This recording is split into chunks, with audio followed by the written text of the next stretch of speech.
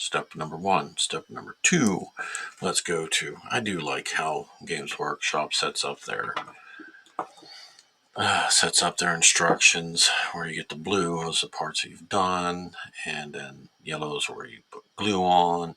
So this one requires number 3, which is the back.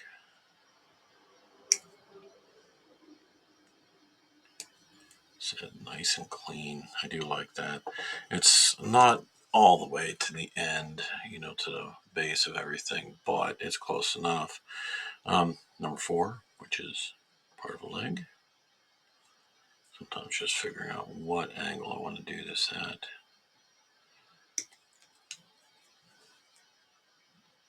There you go. And cleaning up again. This time, okay. Yeah, luckily for me, there are some seams that need scraped off. That is one of the things about GW. Lots and lots of seams. But the new molds, they've done pretty good at trying to eliminate as many as they can. There's some of these little tiny spots that you'll eventually see. Let's see, anything else? I think that looks pretty good. And then the back is again just going across. Oop, nice and easy because, their plastic is pretty soft. It works really good for gluing because it's, not a harder plastic that, glue doesn't want to melt. But not bad. There we go. Okay, and then you can see that big seam line there on the shoulder. Now let's try to get that out of there. Just a little bit. Okay, and up here, just roughing that across. And sometimes it is easier if you can go cross grain because it just gets more of a bite. Like that there is really thin. Let's see, a little bit of a screw gate right there. I hope I'm calling those right. At least that's what I'm going to call them. You can correct me if you want. I don't mind. I really don't. I just have kind of made up names for things over the years. All right, so number 4 and 3 go together before the next piece. So it goes, yeah, nice whistle. Just a little bit, really. That's all no, actually, it's pretty good.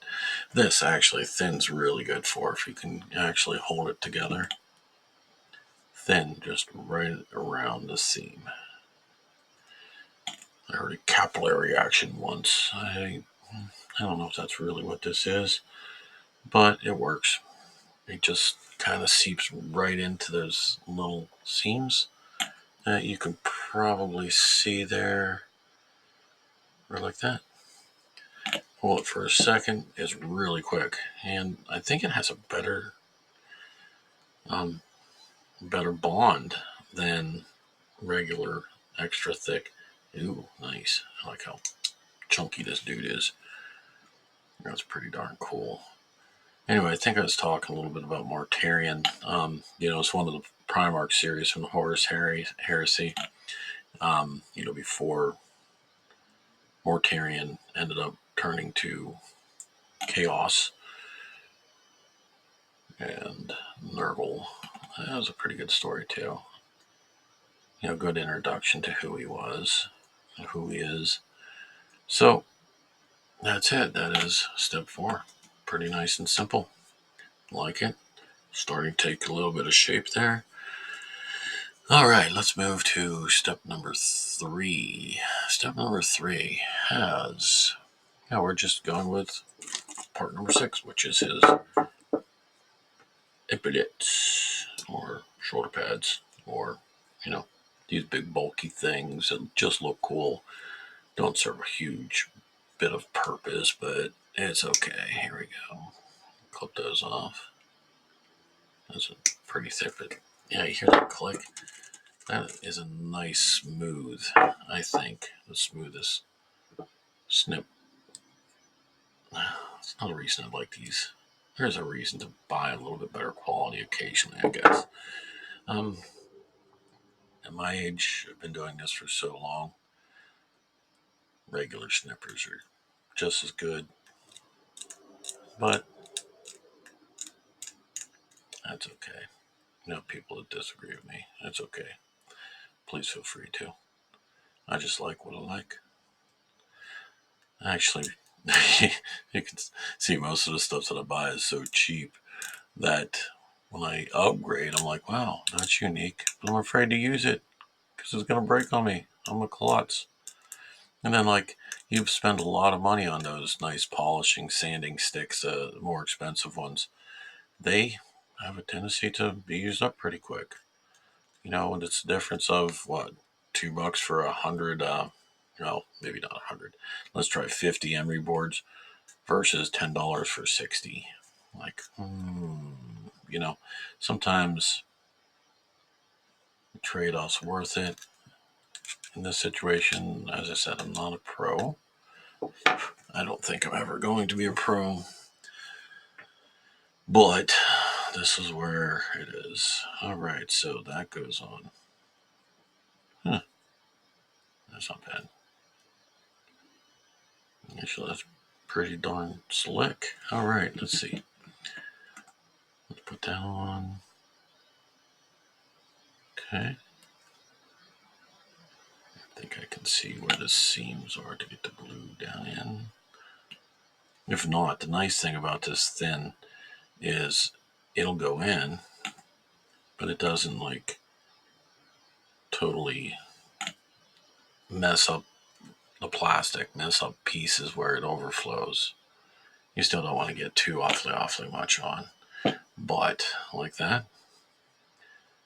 I'm sure there's quite a bit of overflow, which got onto some of the other plastic bits, and I can't tell. I think I'm blind. All right, so here we go. Next piece.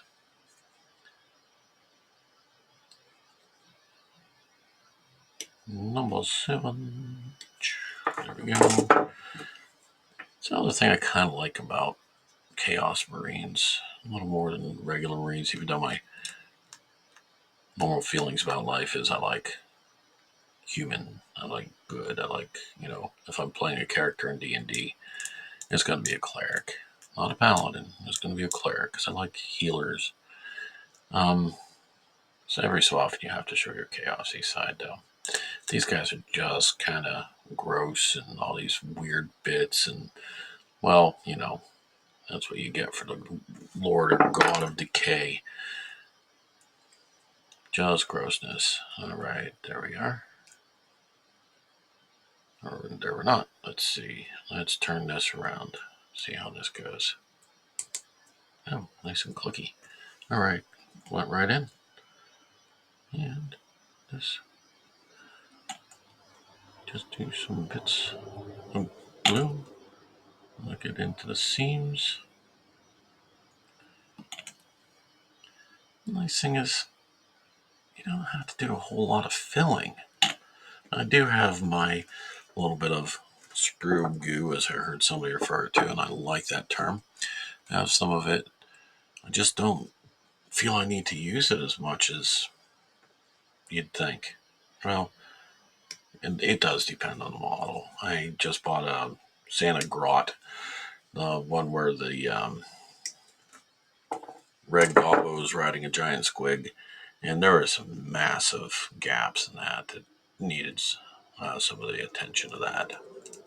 I also have like a nice, I found a really good white putty. I do have green putty too. I just don't prefer it because I don't like mixing. Not that I'm lazy, it hurts my hands. So, whereas sprue goo is really quick. It goes together, it's done. Don't have to do anything. I use a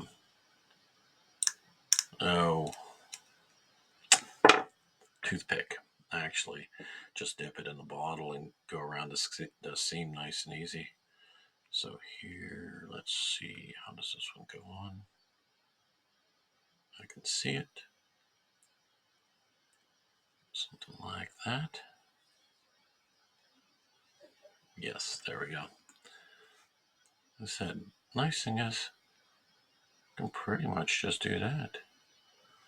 Hold it on, 2 fingers, just hold it for a couple seconds, make sure it glues in there. And a little extra because I could feel it slip. There. Turn it around. If you notice, the brush was all over the place there. And you can't really see it. A little gloss here where the extra glue was, but that's